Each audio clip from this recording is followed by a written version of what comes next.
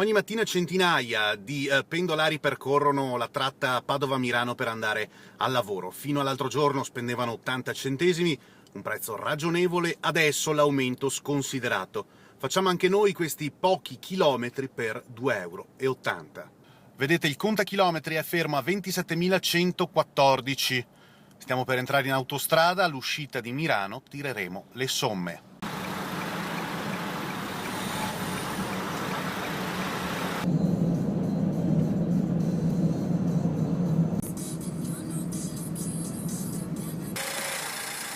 Sono 2,80 euro, nessuna sorpresa al pagamento. Siamo al casello di Milano, andiamo a vedere quanto segna il nostro contachilometri. Siamo arrivati a 27.130 km, eravamo partiti da 27.114, in definitiva abbiamo fatto 16 km di autostrada. E il conto è presto fatto, sono 17 centesimi e mezzo al chilometro e il pendolare paga.